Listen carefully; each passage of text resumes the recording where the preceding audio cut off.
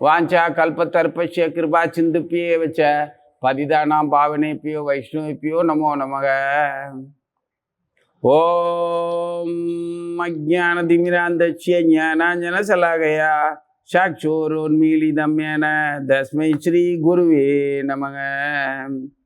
வாசுதேவ சுதம் தேவம் கம்சச்சானூரமர்தனம் தேவகி பரமானந்தம் கிருஷ்ணம் வந்தே ஜெகத்குரும். காத்யாயினி மகாமாயே மகாயோகினி யதீஸ்வரி நந்தகோப சுதம் தேவி பதிந்தே குருதே நமக. ஓம் நமோ பகவதே வாசுதேவாய. ஓம் நமோ பகவதே வாசுதேவாய. ஓம் நமோ பகவதே வாசுதேவாய. அர்ஜுனன் சொல்லுகின்றார், புருஷோத்தமனே, அந்த பிரம்மம் என்பது எது? அத்தியாத்மம் என்பது என்ன? கர்மம் என்பது யாது? அதிபூதம் என்று எதை சொல்லுகிறார்கள்? அதி தெய்வம் என்று சொல்லப்படுவது எது? அதியஜ்யம் என்பது யாது? அது இந்த உடலில் எப்படி அதியஜ்யம் ஆயிற்று? இந்த சரீரத்தை விட்டு புறப்படும் பொழுது மனதை கட்டுப்படுத்தியவர்கள் உன்னை எப்படி அறிய வேண்டும்? அர்ஜுனன் கிருஷ்ணனை பார்த்து கேட்குற கேள்வி இது. பகவத்கீதை 8வது அத்தியாயத்தில் 1, 2 ஸ்லோகங்கள் சேர்ந்தது இது. இப்போ 7வது அத்தியாயத்தின் முடிவில் பகவான் சொல்லியிருந்தார். அதுல அந்த முடிவான ஸ்லோகத்துல 2 விஷயம் சொல்லியிருப்பார். 29, 30. மூப்பு மரணம் இவைகளிலிருந்து விடுபடுவதற்காக என்னை சரணமடைந்து முயற்சி செய்பவர்கள் அந்த பிரம்மத்தையும் ஆத்ம தத்துவத்தையும் சகல கர்மங்களையும் நன்கு அறிந்தவர்கள் ஆவார்கள். அடுத்ததுல அதிபூதம் அதிதெய்வம் அதியஜ்ஞம் இவைகளுடன் கூடியவன் என்று என்னை எவர்கள் அறிகின்றார்களோ அவர்கள் மரண காலத்திலும் மனதை நிலைநிறுத்தி என்னை அறிவார்கள் அப்படின்னு சொல்லியிருந்தார். அர்ஜுனருக்கு மட்டும் கிடையாது, பொதுவாகவே பகவான் சொல்றதுல இந்த கேள்வி பகவான் சொன்னது நல்லா புரிஞ்சிருந்ததுன்னா, பகவான் இதுவரைக்கும் பேசியிருந்தது எல்லாமே அவங்களுக்கு தெள்ள தெளிவா மனசுல ஏற்றுக்கொண்டிருந்தால் புரிந்தால் அப்படிங்கிறது கிடையாது. கிருஷ்ணர் சொல்றது சரிதான் அப்படின்னு நம்ம ஒத்துக்கிட்டோம்னா தான் அது நமக்கு புரிஞ்சதுன்னு அர்த்தம். இப்ப நாங்க சொல்றது உங்களுக்கு சரிதான் நீங்க சொல்றது அப்படின்னு உங்களுக்கு தோணுனா தான் அது புரிஞ்சிருக்குதுன்னு அர்த்தம். அது எப்படி நீ இப்படி சொல்ற அப்படின்னு கேட்டா அது உனக்கு புரியலன்னு அர்த்தம். புரியுதா? அந்த மாதிரி கிருஷ்ணர் இப்ப சொல்றதுல தெளிவா அர்ஜுனன் புரிஞ்சுக்கிட்டு ஒத்துக்கிட்டதுனால கேள்வி தானா வருது. எப்படின்னா, பிரம்மம் வேற நீ வேற இல்லை, ஆனா 2 விதமா சொல்ற. பிரம்மத்தை உணர்ந்தவர்கள்னு ஒரு தடவை சொல்றாரு, பிரம்மத்தையும் ஆத்ம தத்துவத்தையும் அறிந்தவர்கள் அப்படின்னு சொல்றாரு. ஆத்ம தத்துவம் சகல கர்மாக்களையும். அடுத்து அதிபூதம் அதிதெய்வம் அதியஜ்யம் இவைகளுடன் கூடிய எண்ணெய் அப்படின்னு சொல்றாரு. அப்ப பிரம்மம் யாரு, நீ யாரு? 2வது எண்ணெய்ன்னு சொல்றதுக்கு பதிலா அவரு அதிபூதம் அதிதெய்வம் அதியஜ்யம் கூடிய பிரம்மமாக எண்ணெய்ன்னு சொல்லியிருக்கணும். முதல்ல பிரம்மம் பத்தி சொன்னாரு, 2வது எண்ணெய்ன்னு சொல்றாரு. அப்படிங்கிறதுனால அர்ஜுனன் தெளிவுபடுத்த விரும்புறாப்புல. பிரம்மன் தான் கிருஷ்ணர், கிருஷ்ணர் தான் பிரம்மம். பிரம்மம் கிருஷ்ணர் தான் அப்படின்னாலுமே பிரம்மம் கிருஷ்ணர் கிடையாது. கிருஷ்ணர் தான். கிருஷ்ணர்கிட்ட எல்லாமே இருக்கு. பிரம்மம் எல்லாமுமா இருக்குது, ஆனா எல்லாமே பிரம்மம் கிடையாது.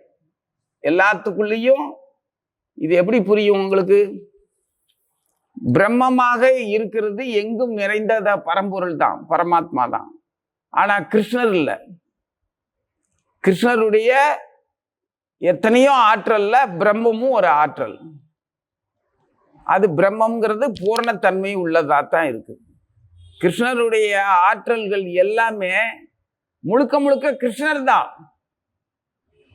கிருஷ்ணருடைய ஆற்றல்னா நம்ம பௌதிக உலகத்துல சொல்ற மாதிரி ஒரு முழுமையின் அங்கம் முழுமைக்கு சமமாகாது அப்படிங்கிறது பௌதிக உலக கணக்கு. உன்னுடைய கை உன்னுடைய அங்கமா தான் இருக்குமே தவிர உன்னுடைய கை நீ கிடையாது.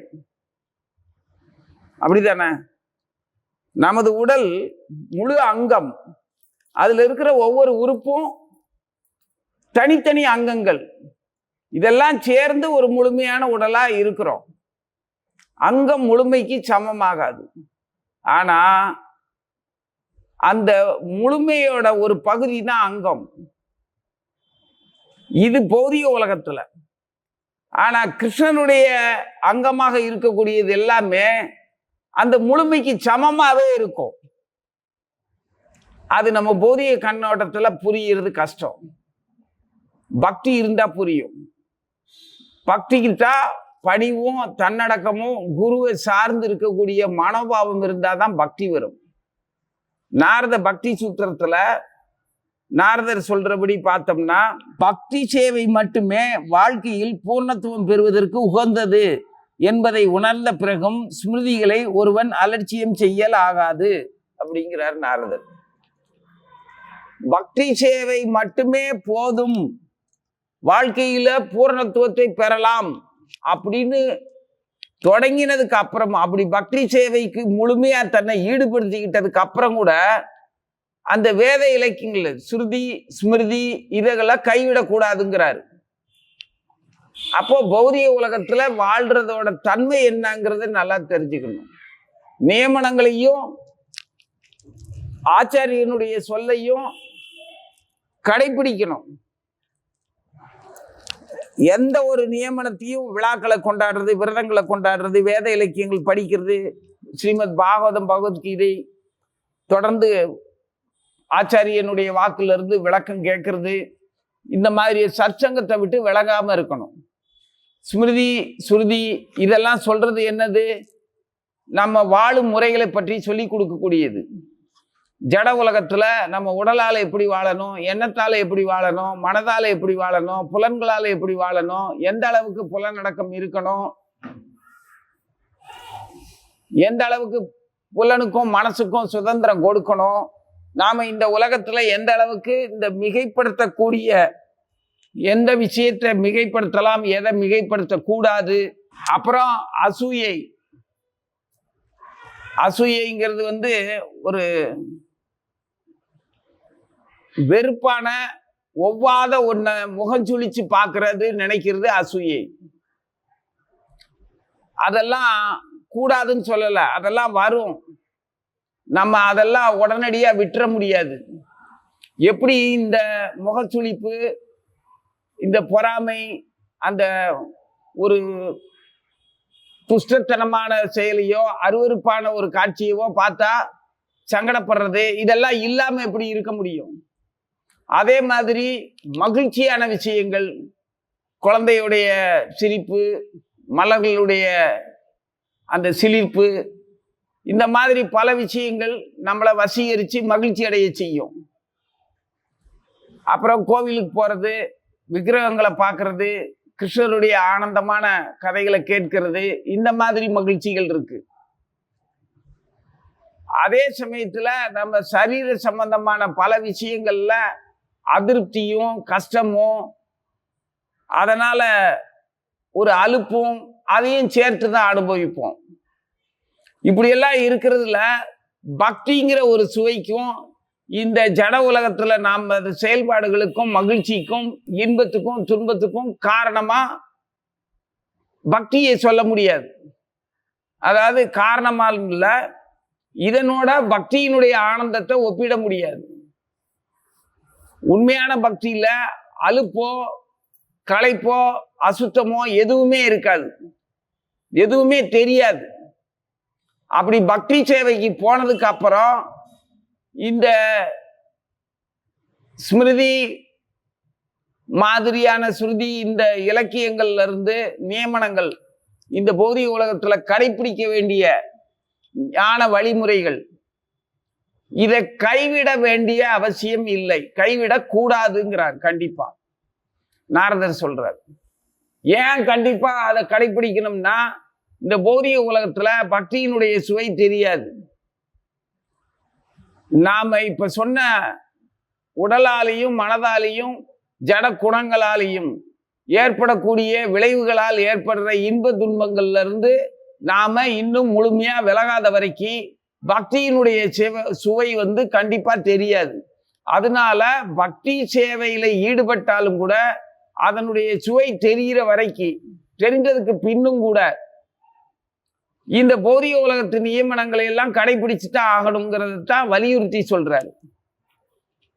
ஞானம் பக்திக்கு உதவி செய்யும் அப்படின்னு சொல்லுவார் அடுத்த ஸ்லோகத்துல நாரதர். ஆனா உண்மையில ஞானம் பக்திக்கு உதவி செய்யுங்கிறது இந்த வேத இலக்கியங்கள் சொல்றது. ராமாயணம் மகாபாரதம் போற இதிகாசங்கள் வாழ்ந்து காட்டி இருக்கிறாங்க. வேதங்கள்ல நிறைய வழி காட்டி இருக்கு. யாக யஜ்யங்கள்ல பல முறைகள் சொல்லப்பட்டிருக்கு. இதன் மூலமா பக்தி வளரும். இதுக்கெல்லாம் ஞானம் வேணும். இந்த ஞானத்தினால நாம பக்தி பண்றதா நம்பிக்குவோம். மன அமைதி அடையுது, உயிர் ஆனந்தத்துல, ஆத்மா ஆனந்தத்துல நம்ம திளைக்கிறோம். முடிவான இலக்கை நோக்கி நம்ம பயணிக்கிறோம். புலன்களை எல்லாம் அடக்கிட்டோம், ஆசையெல்லாம் கட்டுப்படுத்திட்டோம், மனதை ஒருநிலைப்படுத்திட்டோம். இந்த வாழ்வின் நோக்கம் என்ன அப்படிங்கிறத தெரிஞ்சுக்கிட்டோம். தூய்மையான ஆன்மா எதுக்காக இந்த ஜட உலகத்துல வந்துச்சு அப்படிங்கிறதுக்கான காரணத்தை நான் கண்டுபிடிச்சிட்டேன். இப்படியெல்லாம் நம்மள ஞான வழியில ஞானியா நம்மளை நினைச்சுக்குவோம். நாமளே கேள்வி கேட்டு நாமளே அதுக்கு வியாக்கியானத்தை கண்டுபிடிச்சு, அதுக்கு விளக்க உரையை கண்டுபிடிச்சு, அதை மதிச்சு அதையும் நம்பி திருப்தி ஆயிக்குவோம். இதெல்லாம் சிறுபிள்ளைத்தனமான விஷயம். உண்மையிலேயே இதெல்லாம் கடைபிடிக்கிறதுனால பக்திக்கு இந்த ஞானம் அழைத்து செல்லும் அப்படின்னு ஞானம் பக்திக்கு வழிகாட்டிங்கிறார். ஆனா உண்மையில அடுத்த ஸ்லோகத்துல நாரதர் தொடர்ந்து சொல்றது என்னன்னா, நாரதர் தான் பக்திக்கு இலக்கணமே. அவரை தவிர வேற யாரும் பக்திக்கு ஆச்சாரியனாகி சொல்ல முடியாது. அவர் தான் பக்தி தேவியவே காப்பாத்துறவர். பக்தி தேவி நலிவடைஞ்சு தளர்ந்து போய் தன்னைத்தானே நொந்துகிட்டு இருக்கிற நேரத்துல நாரதர் போய் தான், அம்மா உன்னுடைய சிறப்பு என்ன, உன்னுடைய மகிமை என்ன, நீ யாருடைய இதயத்துல புகுந்தாலும் அவங்கள எப்படியெல்லாம் உன்னால காப்பாற்ற முடியும், அப்படியெல்லாம் அவங்க காப்பாற்றப்படும் போது நீ செழிப்பா நல்லபடியா கீர்த்தியோட ஐஸ்வர்யத்தோட அழகா ஆயிருவ அப்படின்னு சொல்லி பக்தி தேவியவே பாராட்டி காப்பாத்தினவர் நாரதர். அப்ப பக்தி பற்றி சொல்றதுக்கு நாரதருக்கு மட்டும்தான் அதிக உரிமையும் தகுதியும் இருக்கு. வேற அதனாலதான் அவராலேயே நிறைய பக்தர்கள் உருவாகி இருக்கிறாங்க. வால்மீகி நாரதரால தான் வந்தாரு, பிரகலாதன் நாரதரால தான் வந்தான், துருவனும் நாரதரால தான். இந்த மாதிரி நிறைய பேருக்கு பக்தியை கொடுத்திருக்கிறார். பல பல சந்தர்ப்பங்கள்ல தேவர்களுக்கும் பெரிய பெரிய முனிவர்களுக்கும் அன்னை பராசக்திக்குமே கூட உதவி செய்திருக்கிறார் பக்தியால. அவரே பக்தியினுடைய பிரதிநிதியா பக்தியின் வடிவமாவே இருந்திருக்கிறார்.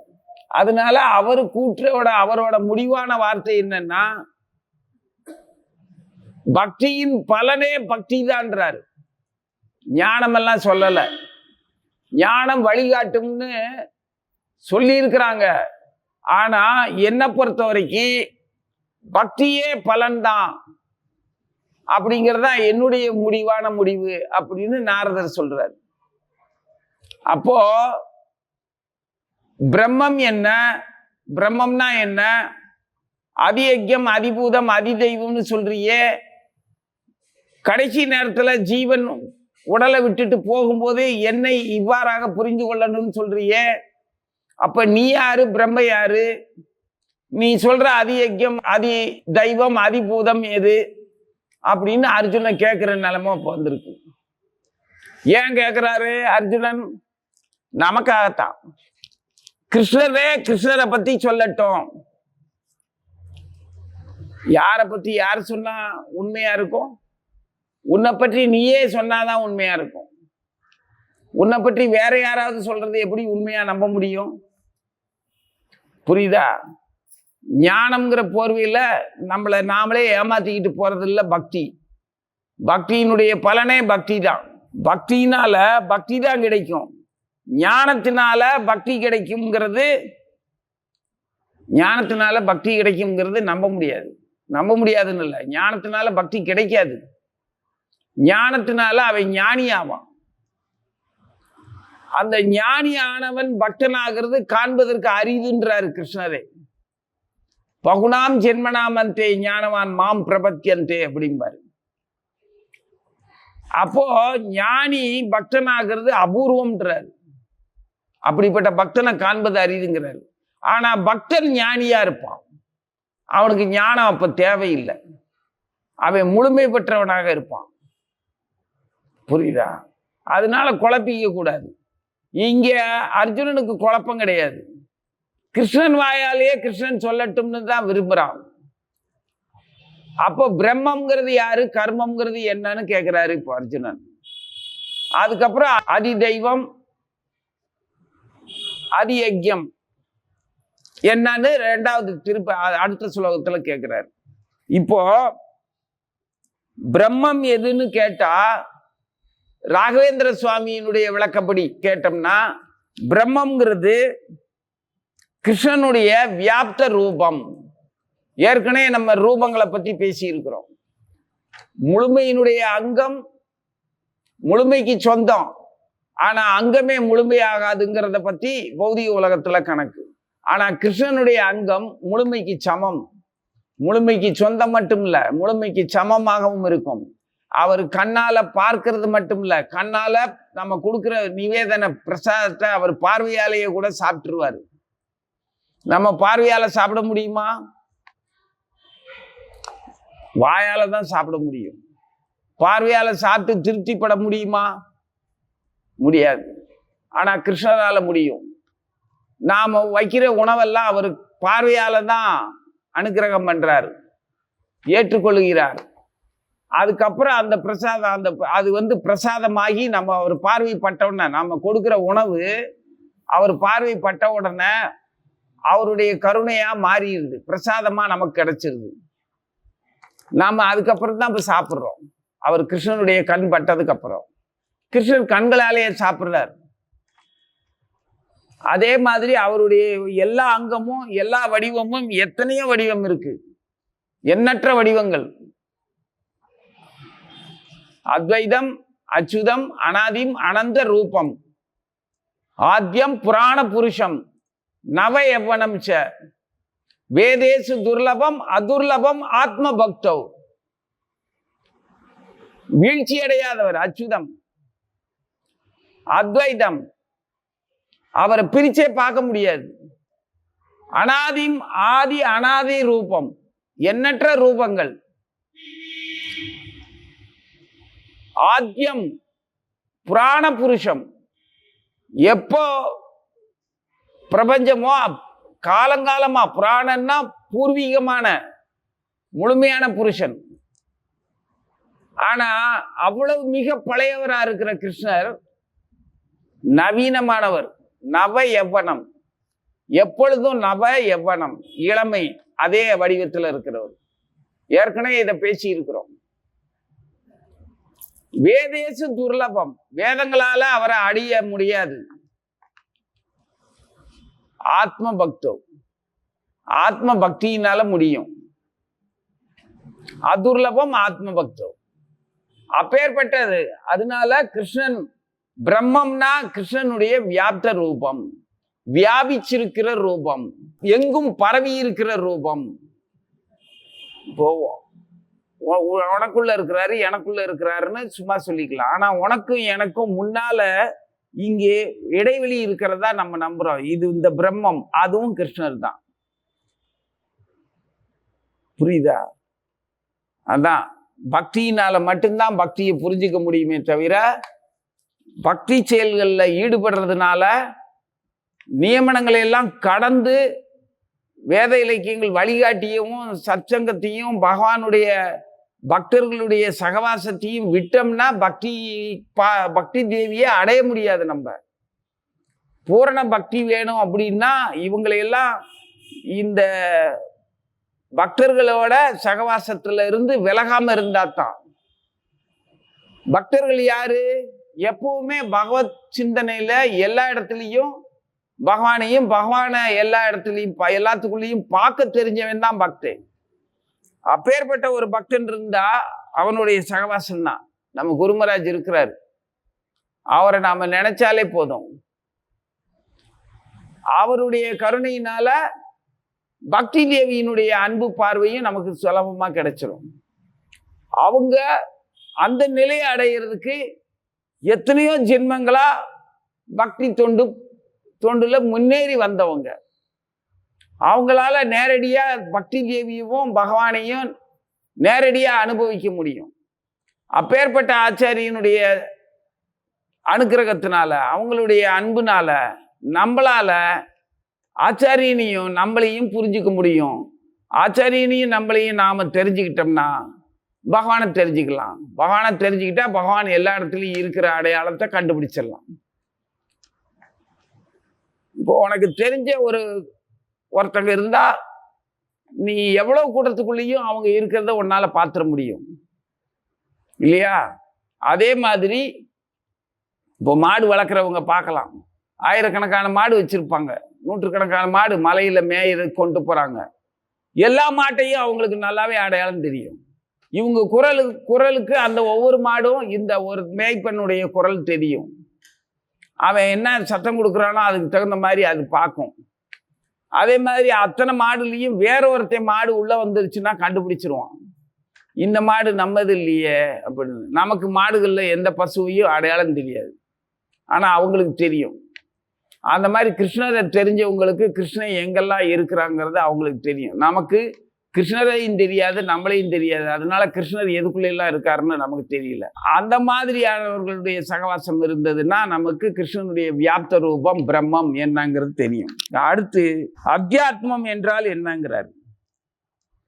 சுவாபமாக, சுவாபம்னா சுவாபம் அவனுடைய சொந்த சுவாபம். ஜீவனுக்கு உதவி புரியக்கூடிய தேகம், அந்த தேகத்துல இருக்கிற சுபாவம். இதெல்லாம் என்னன்னு கேட்டா இதைத்தான் அத்தியாத்மம் அப்படின்னு சொல்றாரு. இது ராகவேந்திர சுவாமியினுடைய விளக்கம் நமக்கு. கர்மம்னா விசர்க்கம், இந்த உலகை இந்த பிரபஞ்சத்தை சிருஷ்டிப்பது கர்மம். நமக்கான தோற்றத்தை, நமக்கான உடலை, நமக்கான வடிவத்தை இந்த ஜட உலகத்துல வழங்கக்கூடியது கர்மம், செயல், இயக்கம். இதே மாதிரி எப்பவுமே உலகம் இயங்கிட்டு இருக்கு. எப்பவும் ஏதாவது ஒரு ஜீவன் இந்த பிரபஞ்சத்துல இருந்து பூமிக்கு கருவாகி உருவாகி வளர்ந்துகிட்டு வந்துகிட்டே தான் இருக்குது. அதே மாதிரி உடல் விட்டு போற செயல்களும் நடந்துகிட்டே தான் இருக்குது. இயக்கம் மொத்தமும் எல்லா இடத்துலையும் நடக்கல. எத்தனையோ உயிர்கள் தோன்றி மறைஞ்சிக்கிட்டு இருக்குது. இயக்கம் எப்பவும் நடந்துகிட்டு இருக்கு. இதுதான் கர்மம். அது எதன் அடிப்படையில் நடக்குது? அத்தியாத்மம் அதிபூதம் அப்படின்னு கேட்டார். அத்தியாத்மம் சொல்லியாச்சு.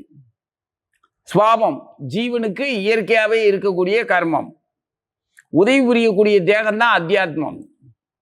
அடுத்து கர்மம்ங்கிறது இந்த இயக்கம்னு சொல்லியாச்சு. அதிபூதம்ங்கிறது க்ஷரம், பாவ தேகத்துடன் கூடிய ஜீவனுக்கு உதவி புரியக்கூடிய இந்த பஞ்சபூதங்கள். அதி தெய்வம்ங்கிறது புருஷ பிரம்மதேவர் அல்லது சங்கர்ஷனர், சர்வ ஜீவா அபிமானி. இது ராகவேந்திர சுவாமி சொல்றது, அது விளக்கம் கொடுக்கிறார். அப்படி அதி தெய்வம் பிரம்மதேவர், படைப்புக்கு கடவுள், அந்த பிரம்மதேவர் அல்லது அவரையும் சேர்த்து படைக்கிற சங்கர்ஷனர், இந்த பலராமர் அதாவது குரு, சர்வ ஜீவர்களுக்கும் அபிமானி. அபிமானின்னா என்ன அர்த்தம்? அபிமானிங்கிறவர் அவங்க தான் அதிகாரம் உள்ளவர்கள். அனுக்கிரகம் பண்றவங்க, ஆதரிக்கிறவங்க, அவங்களுக்கு தேவையான அத்தனையும் வழங்கக்கூடிய, அதான் பிரம்மா சங்கர்ஷனர் 3 பேருங்க. அவங்களுடைய தன்மை தான் அபிமானிங்கிறதும். ஜீவர்களுக்கான அபிமானிகள், ஜீவர்களுக்கு தேவையான அத்தனையுமே வழங்குறவங்க ஆச்சாரியன் தான், குரு தான். அதனால அவங்க அதி தெய்வம்னு சொல்றாங்க. இந்த அதி யஜ்யம்னு சொல்ற அந்த சக்தி என்னன்னா, எல்லா யஜ்யத்தையும் எல்லாவற்றையும் அனுபவிக்கக்கூடிய பூரண அனுபவிப்பாளர் பரமபுருஷ பகவான். இப்படி இந்த 3 விஷயம், அதிபூதம், அதி தெய்வம், அதி யஜ்யம். யஜ்யம்னா எல்லா யஜ்யத்தையும் அனுபவிக்கக்கூடியவரா இருக்கக்கூடிய பகவான். இந்த 3 இவற்றுடன் கூடிய எண்ணெய் அப்படின்னு கிருஷ்ணர் சொல்றாரு. இவற்றுடன் கூடிய எண்ணெய் அறிபவர்கள் என்னையே அடைவாங்கன்னு. உன்னை எதுக்கு நான் நினைக்கணும் பூமியை விட்டு போகும்போது? அர்ஜுனன் கேள்வி. உன்னை எதுக்கு நினைக்கணும்? என்னையே அடையணும்னா என்னைய நினைச்சுதான் ஆகணும். என்னை எப்படி நினைக்கணும்? நான் இந்த பஞ்சபூதங்களாகவும் பிரம்மமாகவும் கர்மமாகவும் யஜ்யமாகவும் எல்லாமே நான் தான், எல்லாமுமாக நான் இருக்கிறேங்கிறத உன்னால புரிஞ்சுக்க முடிஞ்சதுன்னா, கடைசி நேரத்துல இதெல்லாம் விட்டுட்டு போகும்போது, இது எல்லாமே என் கூட இவ்வளவு நாள் இருந்தது, என்னை வழி நடத்துனது, என்னை வாழ வச்சது, என்னை இப்ப அழைச்சிட்டு போறது, இதெல்லாம் கிருஷ்ணன் தான் அப்படிங்கிறது அவனுக்கு தெரிஞ்சதுன்னா அவன் கிருஷ்ணனை அடைய முடியுங்கிறார். எதுக்காக உன்னை நினைக்கணும்? என்ன நினைச்சாதான் நீ என்கிட்ட வர முடியும். இதெல்லாம் வேற, நான் வேற, நீ வேற. உன்னை இவ்வளவு நாள் பாதுகாத்த அந்த பஞ்சபூதங்கள் வேற. உன்னுடைய புலனும் உன்னுடைய குணமும் உன்னுடைய வாழ்வும் வெவ்வேறானது. நீயாத்தான் பாடுபடுற, நீயாத்தான் இயங்குற, நீயாத்தான் அனுபவிக்கிற அப்படின்னு நினைச்சேன்னா என்ன அடைய முடியாது. அதனால என்ன நீ இப்படி நினைச்சாதான் என்ன அடைய முடியும். எதுக்காக நினைக்கணும்? என்ன அடையிறதுக்காக நினைக்கணும். எந்த மாதிரி நினைக்கணும்? உன்னை இவ்வளவு நாளும் வாழ வச்சதும், இனி வாழ வச்சுக்கிட்டு இருக்கிறதும், உன்னை அழைச்சிட்டு போறதும், உன்னை இயங்க வச்சதும், உன்னை என்ன நினைக்க வச்சதுமே நான் தாங்கிறது நீ தெரிஞ்சுக்கிட்டாதான் என்ன நீ நினைச்சு என்கிட்ட வர முடியும். எல்லாமுமே கிருஷ்ணர்னு. இப்போ இவ்வளவு நாள் நாம பேசிக்கிட்டு இருந்ததுல நம்மளால முடிஞ்ச அளவுக்கு நம்ம யோசிச்சிருக்கிறோம், புரிஞ்சிருக்கிறோம். ஆனா இப்ப நாரதர் சொல்றது, ராகவேந்திர சுவாமிகள் சொல்றது அப்படிங்கிறதெல்லாம் நம்ம சேர்த்து நம்ம யோசிக்கும் போது அதனுடைய ஆழ்ந்த கருத்துக்கள் நமது குருவினுடைய கடாட்சத்தினால, குருவினுடைய அருள் அனுக்கிரகத்தினால, இந்த நாரதரும் ராகவேந்திர சுவாமிகளும் நமக்கு உதவி புரிகிறது. எந்த வகையில நமக்கு எந்த மாதிரியான உதவி செய்யறாங்க? உள்ள இருந்தே நாம இந்த கருத்துக்களை எல்லாம் மறுபடி நினைச்சு பார்க்கறதுக்கு, தியானிக்கிறதுக்கு, அதை நாம கடைப்பிடிக்கிறது மட்டும் இல்ல, அதை புரிஞ்சுக்கிட்டு அது நமக்கு முன்பும் இப்பொழுதும் அடுத்து நம்ம இந்த உடலுக்கு அப்புறமான ஒரு வாழ்க்கை இருந்ததுன்னா அப்பவும் இவங்க சொல்ற கருத்துக்கள்லாம் நம்ம கூட இருக்கும்.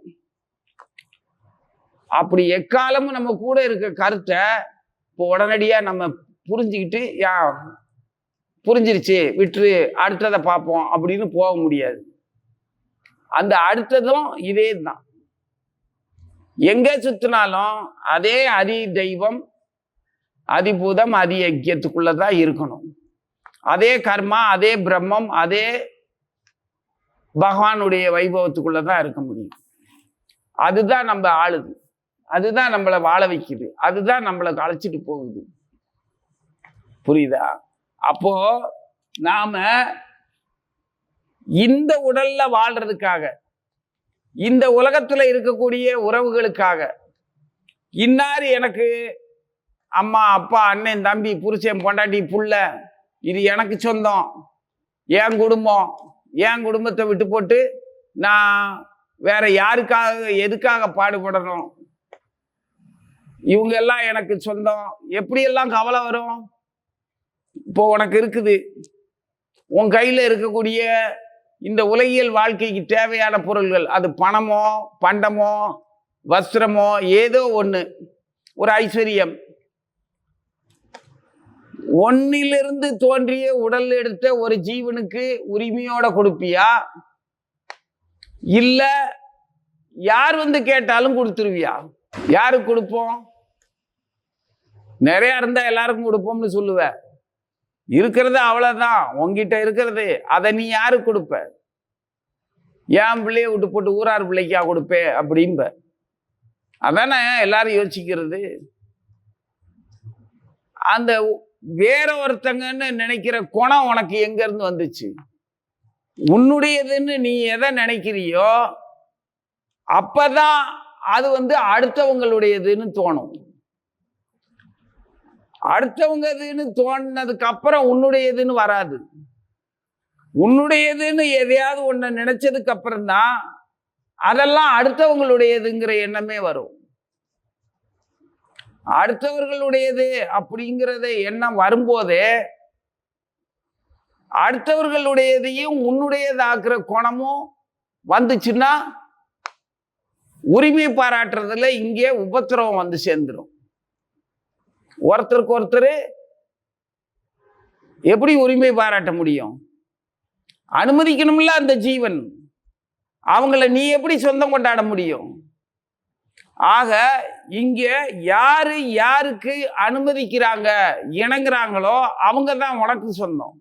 உன்னோட உரிமைன்னு சொல்லி நீ யாரையும் உனக்கு உரிமை உள்ளதா எடுத்துக்க முடியாது.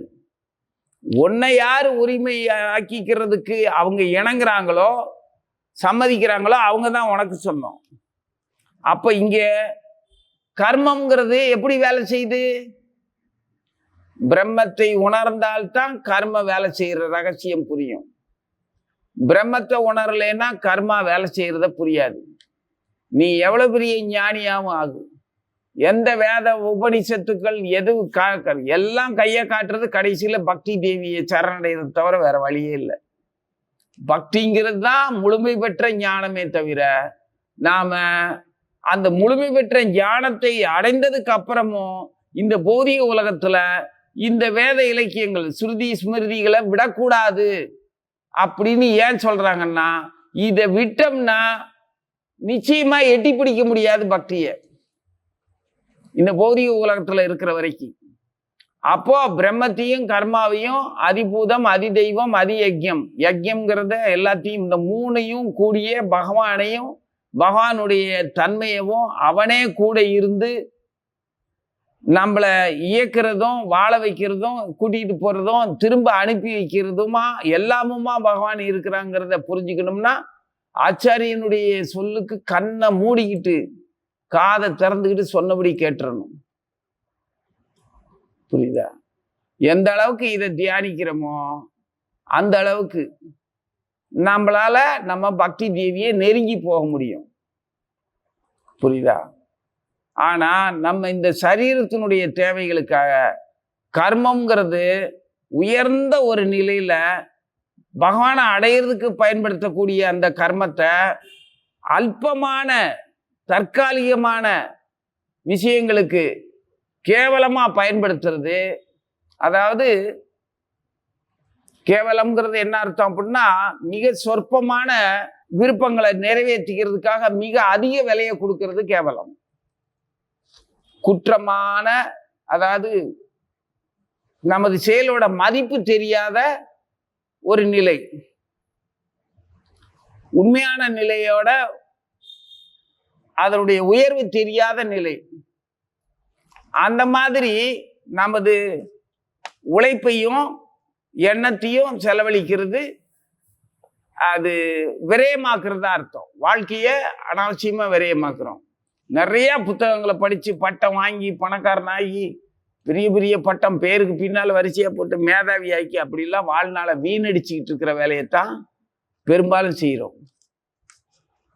உண்மையில அப்படியெல்லாம் படிச்சு அவ்வளவு எந்த படிப்பு ஆத்மாவுக்கும் ஆத்மாவினுடைய விடுதலைக்கும் பயன்படாதோ அந்த படிப்பு நீ எவ்வளவு காலம் படித்தாலும் சரி வெறும் பகட்டான விஷயமா தான் இருக்கும். இன்னொரு முட்டாள் கூட்டம் நம்மளை வாழ்த்தும் வணங்கும். அதனால அவங்களுக்கும் பிரயோஜனம் இல்லை, நமக்கும் பிரயோஜனம் இல்லை. உண்மையிலேயே பிரம்மம்னா பிரம்மத்தை உணரணும், கர்மா உணரணும். பகவானை உணர்ந்தா இந்த அதிபூதம், அதி தெய்வம், அதி யஜ்யம் அப்படிங்கிறது தெரியும். இதைத்தான் அர்ஜுனன் இந்த 5 கேள்வியை கேட்கிறாரு. இதை பற்றி இன்னும் நீங்க யோசிச்சுட்டு இது புரியாதது என்னவோ அதை மறுபடியும் கேட்டு திரும்ப நாம இதை தெளிவா பார்த்துட்டு அடுத்த ஸ்லோகத்துக்கு போகணும். அடுத்து கிருஷ்ணனே சொல்லுவார், இந்த கேள்விக்கெல்லாம் பதில அவரே சொல்லுவார். ஓம் நமோ பகவதே வாசுதேவாய.